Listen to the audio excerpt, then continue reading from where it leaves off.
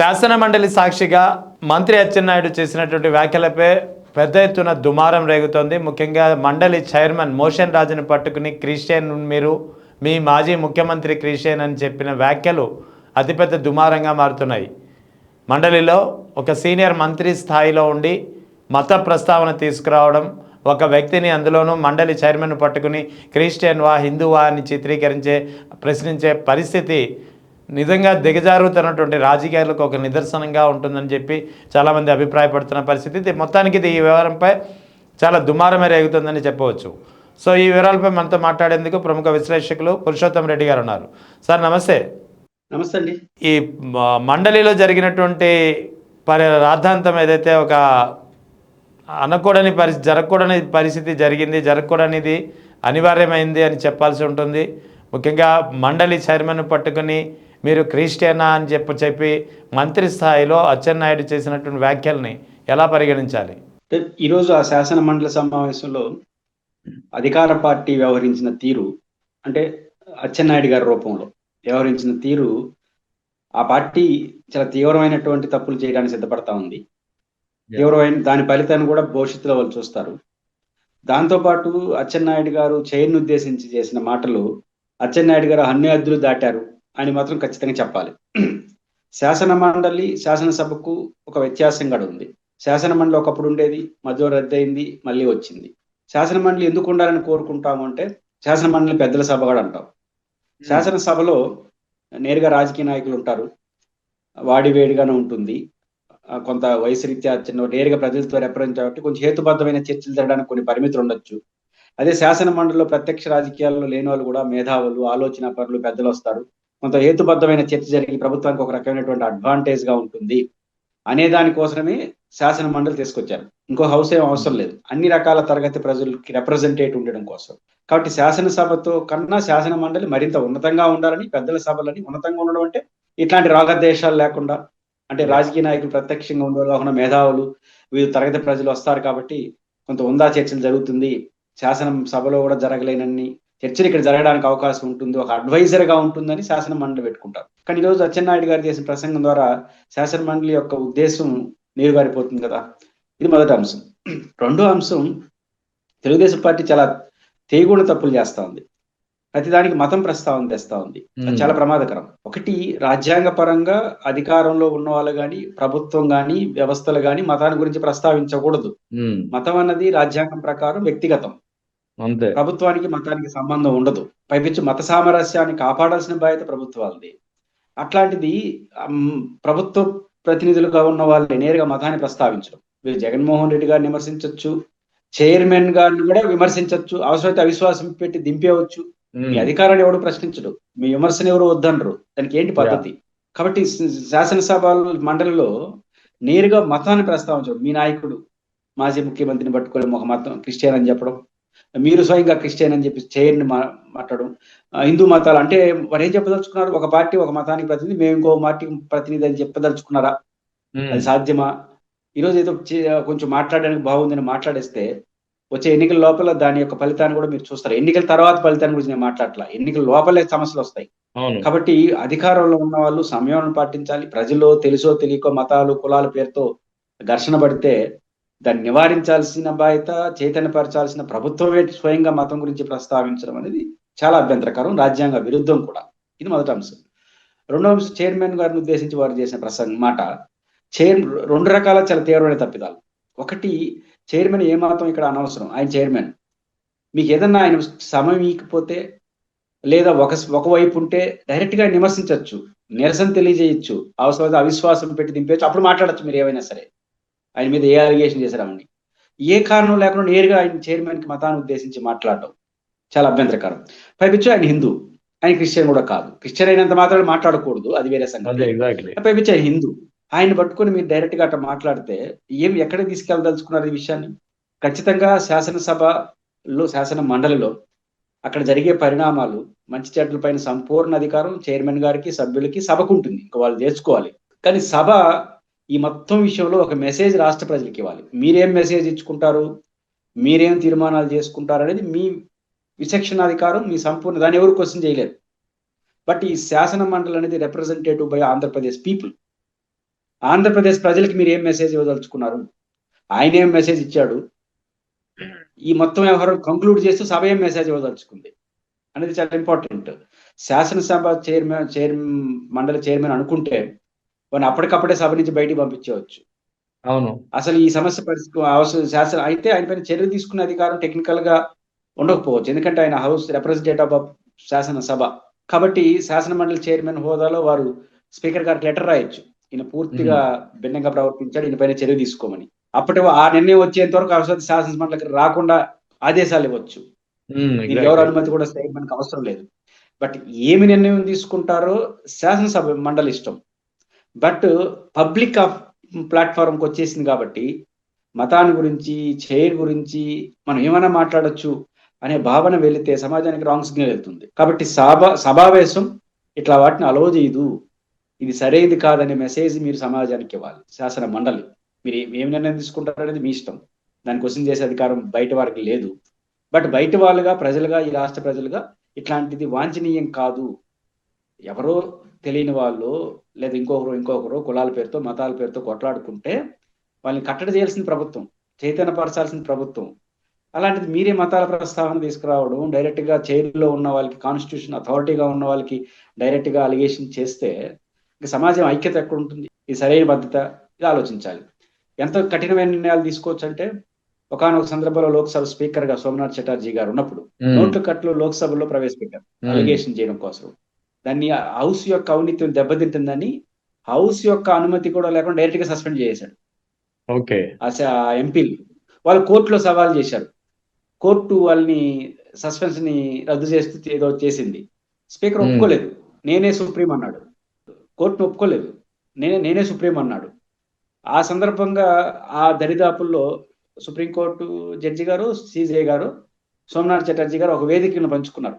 పంచుకున్నప్పుడు స్పీకర్ను ఉద్దేశించి వారు జడ్జి గారు అన్నారు, మీరు నాట్ ఓన్లీ స్పీకర్, మీరు న్యాయ కోవిద్. ఎందుకంటే మంచి లాయర్ సోమనాథ్ చటర్జీ, గొప్ప లాయర్, పేరున్న లాయర్. మీరు లాయరు, మీకు చెప్పాల్సిన అవసరం లేదు. మేము కోర్టు తీర్పులు అమలు చేయమంటే దాని పర్యవసానాలు ఒకసారి మీరు ఆలోచించండి అని చెప్తే ఆ రోజు సోమనాథ్ చటర్జీ గారు చెప్పింది, మనం ఎవరికి వారు స్వతంత్రం, పార్లమెంట్ స్వతంత్రం, సుప్రీంకోర్టు స్వతంత్రం. రాజ్యాంగపరమైన అంశాలు ఉల్లంఘన జరిగినప్పుడే ఒకరిపైన ఒకరు జోక్యం చేసుకోవాలి, క్రాస్ చెకింగ్ చేసుకోవాలి తప్ప ఆయా సభలు ఆయా వ్యవస్థలు నిర్ణయించుకుంటాయి.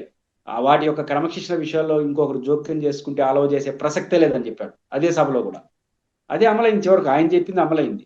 అంత సర్వోన్నతమైనటువంటి స్థానంలో ఉన్నటువంటి చైర్ని డైరెక్ట్ గా మతం పేరుతో మాట్లాడడం అంటే అది చాలా దుర్మార్గమైన విషయం.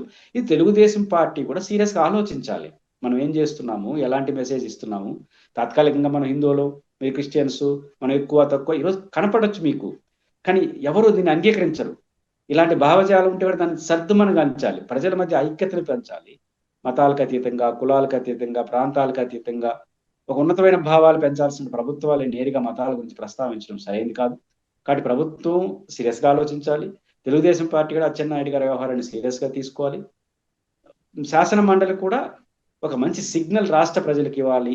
ఇట్లాంటి వాటిని ఇట్లాంటి జరిగితే శాసన మండలి ఎంత కఠినంగా ఉంటుంది అనే మెసేజ్ ఇచ్చే పద్ధతిలో శాసన మండలి కూడా వ్యవహరిస్తే మంచిది. అయితే ఇక్కడ ఇంకా రెండు కీలకమైన పరిణామాలు గమనించాలేమో అనుకుంటున్నాను. ఒకటి, ఫస్ట్ ఏమో ఈయన ఏమన్నారు, అచ్చెన్నాయుడు మంత్రి, మీరు క్రిస్టియన్, మీ మాజీ ముఖ్యమంత్రి క్రిస్టియన్ అన్నారు. దాంతో మండలి చైర్మన్ మోషన్ రాజు గారికి ఆగ్రహంతో కొన్ని వ్యాఖ్యలు చేశారు, నేను క్రిస్టియన్ కాదు, నేను హిందువులని. వాస్తవానికి ఆ వివరణ ఆయన ఇచ్చుకోవాల్సిన అవసరం అయితే అక్కడ లేదు. కానీ ఆ తర్వాత దానికి ఆన్సర్గా మళ్ళీ తిరిగి అచ్చెన్నాయుడు, ఓహో మీరు క్రిస్టియన్ కాదా, క్రిస్టియన్ అనుకున్నాను నేను, హిందువు అని ఇప్పుడు చెప్తున్నారు. అంటే ఏంటి, క్రిస్టియన్ అయితే ఆయన చేసినటువంటి వ్యాఖ్యలు అప్లై అవుతాయని ఆయన అనుకుంటున్నాడా ఏంటో నాకైతే అర్థం కాలేదు. అదేనా మొదటి తప్పు ఏంటంటే మత ప్రస్తావన తేవడం. చైర్లో ఎవరున్నారో మీకు అనవసరం, చైర్ ఇంపార్టెంట్. అక్కడ ఏ మతం ఉన్నారు, ఏ కులం ఉన్నారు, మెటీరియల్. ఇప్పుడు ముఖ్యమంత్రి ఏ మతంలో ఉంటారు, ప్రధానమంత్రి ఏ మతంలో ఉంటారు, రాష్ట్రపతి ఏ మతంలో ఉంటారు. కాన్స్టిట్యూషన్ పదవులకి ఏమి మతాలు మతం అనేది ప్రసక్తే లేదు కదా, మతాతీత రాజ్యాంగం కదా. కాబట్టి మత సామ్రాజ్యాన్ని కాపాడాలి, అన్ని మతాల హక్కుల్ని కూడా కాపాడాలి. ఒక మతం మీద ఇంకొక మతం లేదా ఒక మతం మీద ఒక వ్యక్తి అటాక్ చేసి దాన్ని ఖచ్చితంగా వాళ్ళపైన చర్య తీసుకోండి, మత సంఘర్షణ జరగకుండా ఉండడం కోసం. అది వేరు. ఇక్కడ సందర్భం ఏముంది? చైర్మన్ మతంతో మీకేం పని? ఎప్పుడు చైర్మన్ విమర్శించొచ్చు, మీరు నిరసన తెలియజేయచ్చు.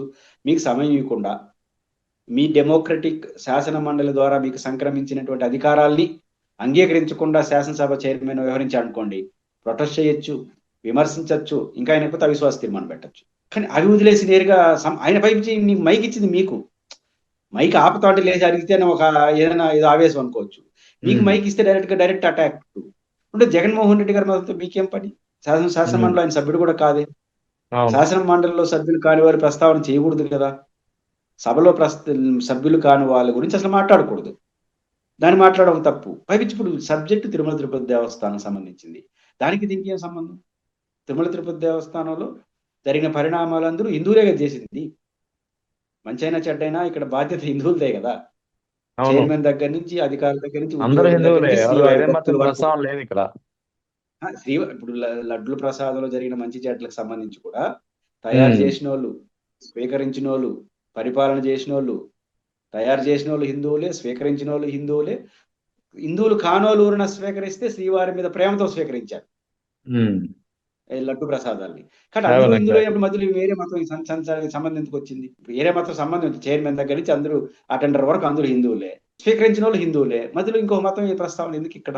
ఒకవేళ తప్పుని తేల్చేసి దీంట్లో ఏమైనా మతం కుట్ర ఉందంటే అప్పుడు చెప్పండి, అప్పుడు మాట్లాడండి. అది సుప్రీంకోర్టు ఇంకా తేల్చలేదు. పైపించి ఇప్పుడు సమస్య వాళ్ళ సొంత కంపెనీకి సంబంధించి ఇందాపూర్కి సంబంధించిన ఇష్యూ, దాంట్లో మత ప్రస్తావన ఎందుకు వచ్చింది?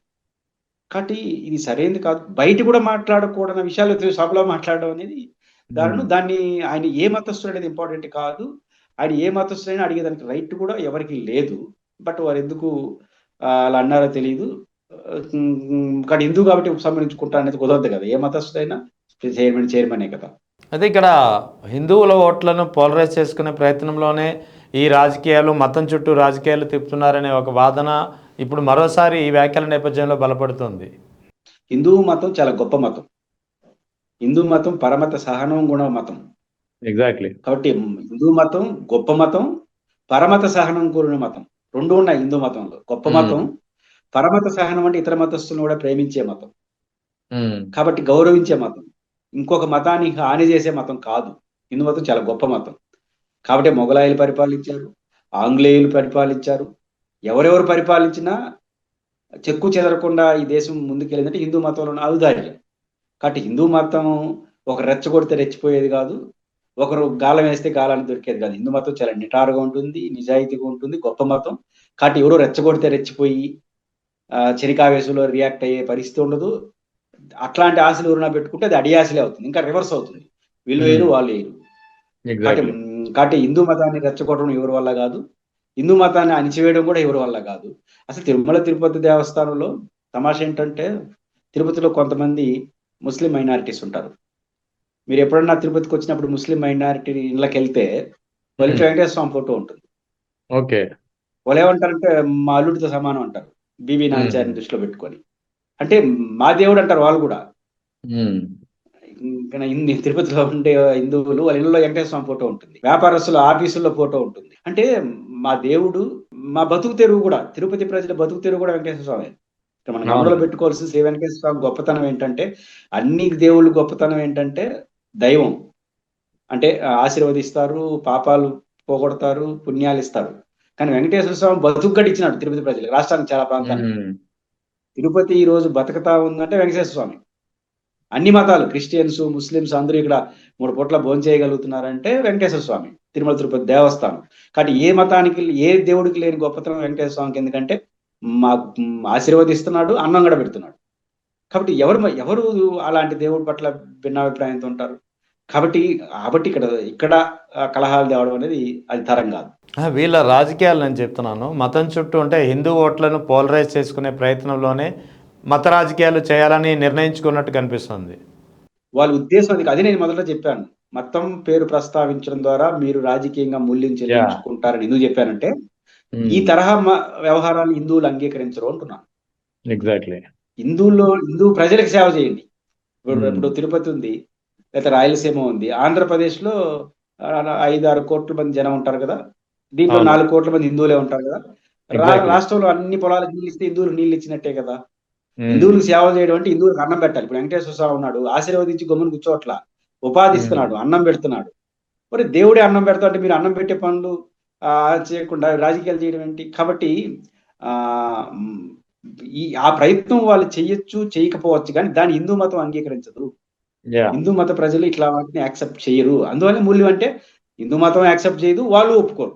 అనవసరంగా విమర్శన చేస్తాను మమ్మల్ని, రెండుకి చావడవుతారు. అదే అంటున్నారు, మూల్యాన్ని చెల్లించుకుంటారు, ఈ రోజు బాగుందని మాట్లాడుతున్నారేమో, కానీ ఇది కరెక్ట్ కాదు. ఖచ్చితంగా ఈ విషయంలో ప్రభుత్వం ఈ తరహా రాజకీయాలు మంచిది కాదు. Right sir, thank you sir.